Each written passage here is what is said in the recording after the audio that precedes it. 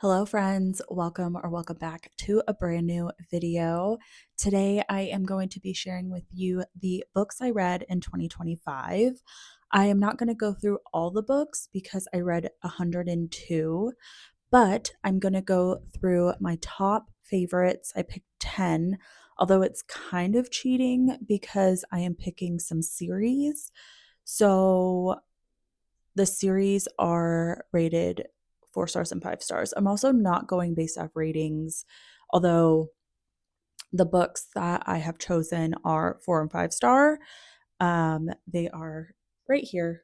And yeah, I'll go through them. They're not in any particular order. So yeah, let's go ahead and dive in. I also, before I put this away, I logged all of my books that I read last year in this book journal. It is by Paper Peony Press, and I actually ran out of room. So, in the back of the journal, I created a list and did that. So that is throughout the whole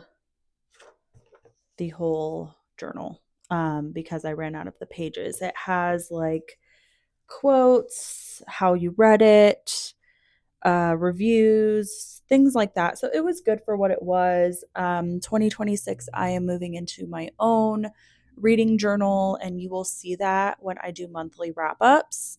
We'll see if I do them every month. We'll see if I do them every few months. We'll see what happens. But yeah, so I could finally put this away because I wanted to do this video before I did that. The first book I want to talk about, which has one of my handmade bookmarks in it, is Say You Will, not Say You Will, Say You'll Remember Me by Abby Jimenez. And I absolutely loved this book. So I have read her Part of Your World series, and I love those books. I've read them twice now through, and there's only 3 of them, and I absolutely loved. So I actually thought originally this was part of that universe, but it's actually not. It's part of a new universe, kind of with sprinkles of Part of Your World mixed into it, but very lightly, if that makes sense. I loved this book. It's about Xavier and Samantha, and they go on this date. They have the time of their lives. And then Samantha's like, "Yeah, by the way, I have to move because my mother's really sick." And so they do this whole long distance relationship thing, and there's a lot of conflict, but it's a lot of real life situations that made it super relatable, and it was funny, it was witty. I absolutely loved it. So I would recommend this book if you like Abby Jimenez's Abby Jimenez's other books. And her second book in this series universe is coming out 2026. So I'm excited to pick that one up. And yeah, I really, really enjoyed it. I would definitely reread this. I am also in the market of getting the hardbacks for Part of Your World and Yours Truly. I have the hardback for the one after that, and the name is blanking in my brain at the moment. But yeah, highly recommend this book. I thought it was super cute, super witty. I would definitely read it again. And yeah, cute little romance. Okay, the next book I want to talk about is Sandwich by Catherine Newman. I listened to this on audiobook, and I also listened to her other book. I have notes, so if you see me looking down, that's why. We All Want Impossible Things. That audiobook was super good. This book was super good that I actually got it used at one of my favorite bookstores. And I know I will definitely reread this. I'll probably read it this year, to be honest. It was so good. It's about this family who goes to their vacation home that they do every year.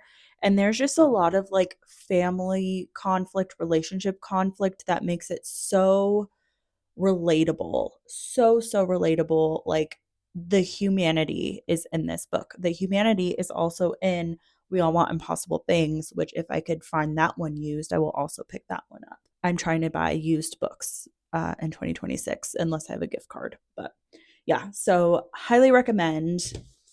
I will read a little bit of the synopsis. It says, for the past 2 decades, Rocky has looked forward to her family's yearly escape in Cape Cod.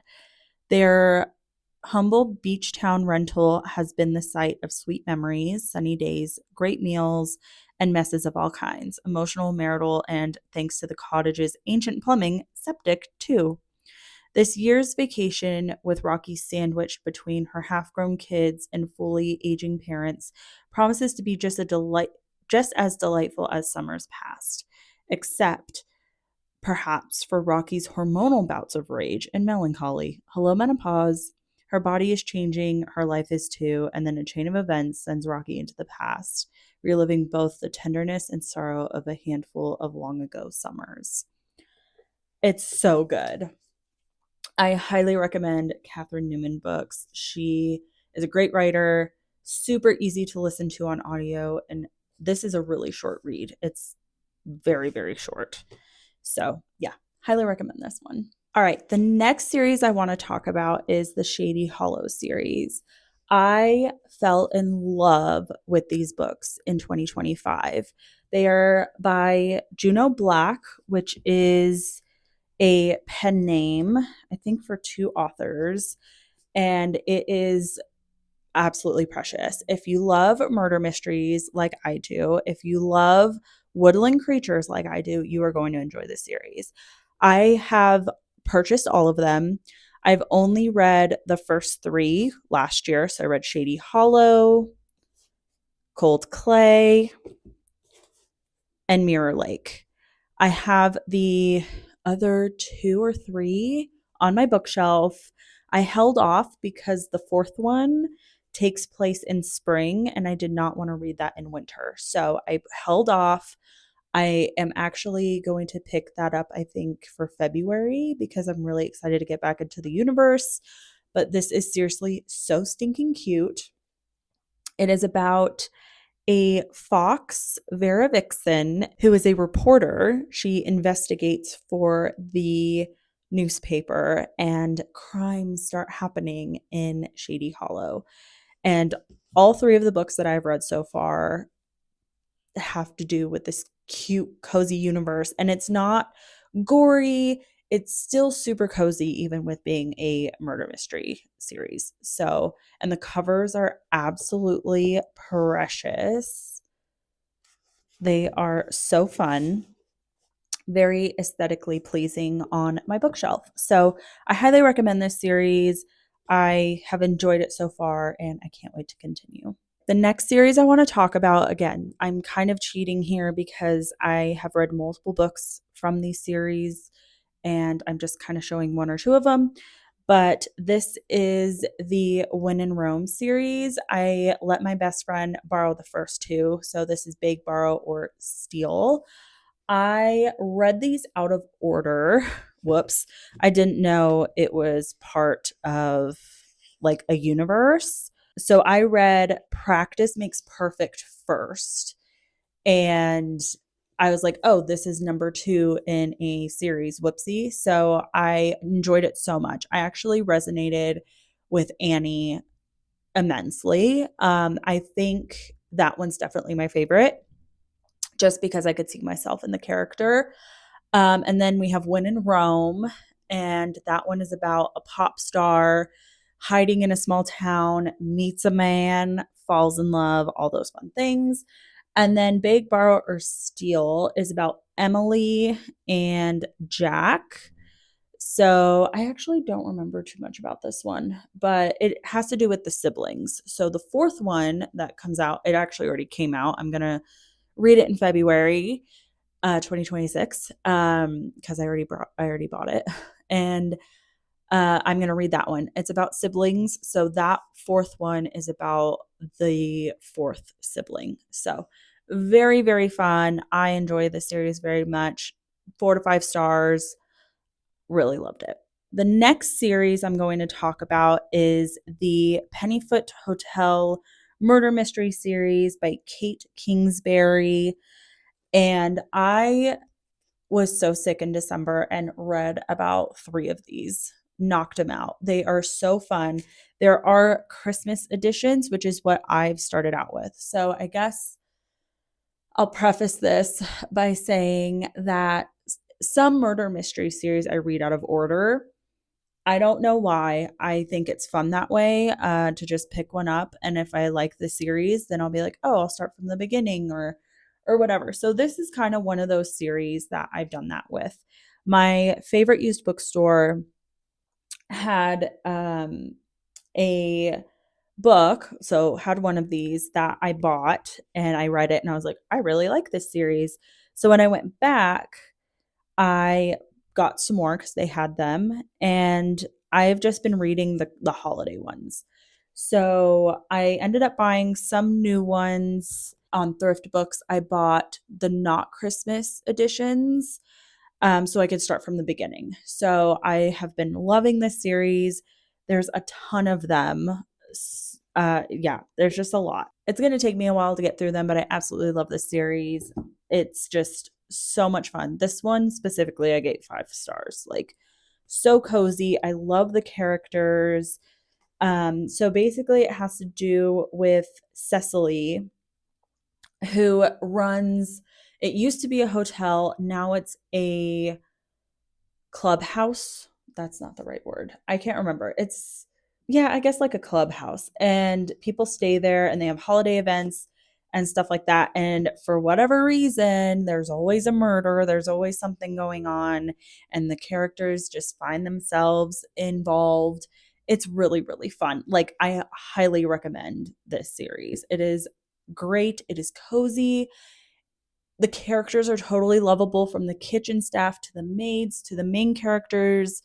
And then there are some characters that are not meant to be likable, and it's just awesome. Like, I highly, highly, highly recommend. Okay, all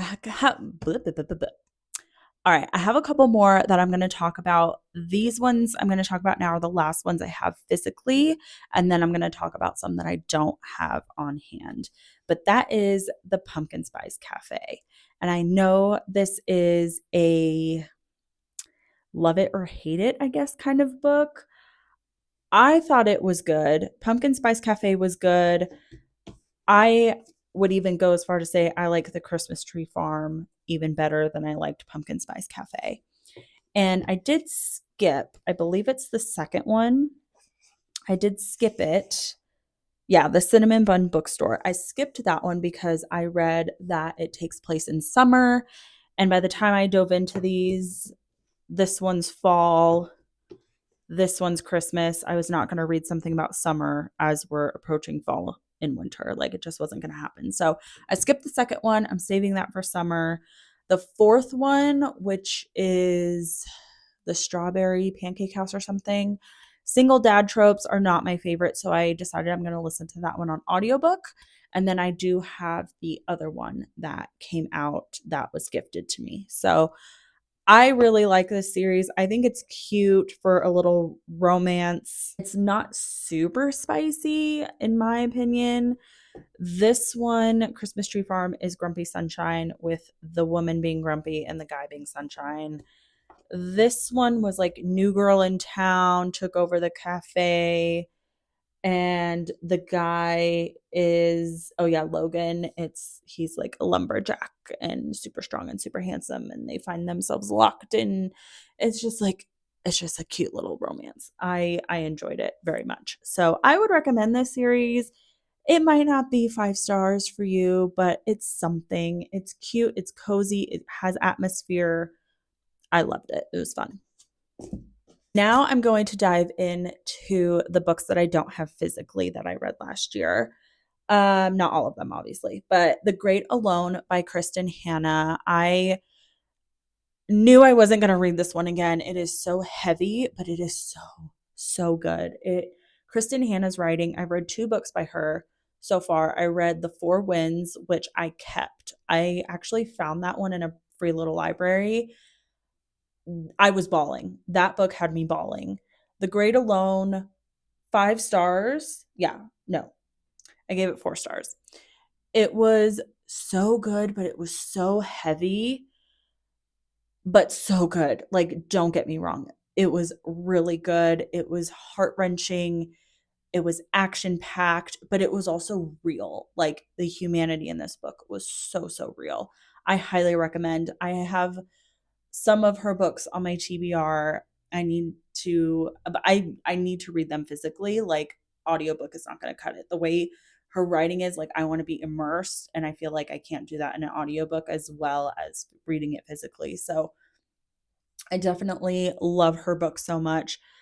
I can't wait to dive into her universe some more. But yeah, The Great Alone it takes place in Alaska.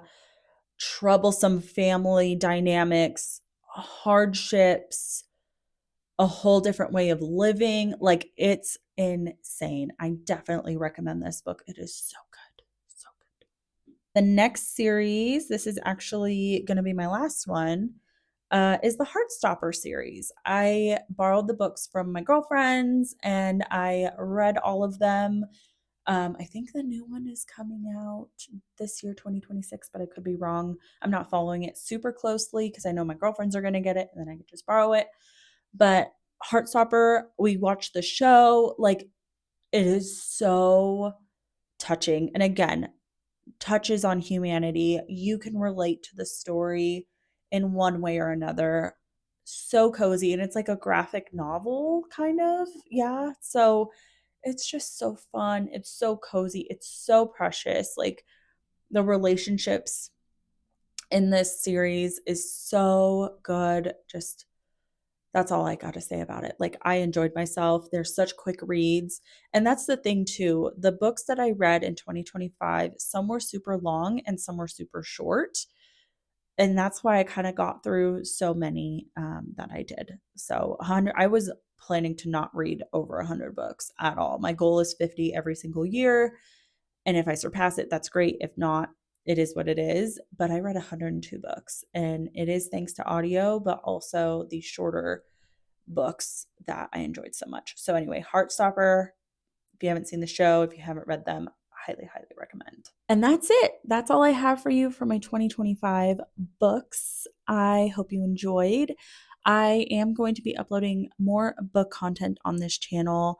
It is really hard for me to talk about books because they are so close and personal to me. I also sometimes just don't have the words to go into a full analysis of the books. I'm trying to be like, I recommend this book or I don't recommend this book. I did give some 1 stars, especially some of my cozy murder mystery series that I was reading. I ended up dropping a couple series because they were just driving me crazy and I wasn't enjoying myself listening to them or reading them. So I did give some 1 stars last year. And if you want me to share those, more than happy to. Just let me know in the comments below. I hope you enjoyed this video. Please leave a comment, like, subscribe, and I'll see you in the next one.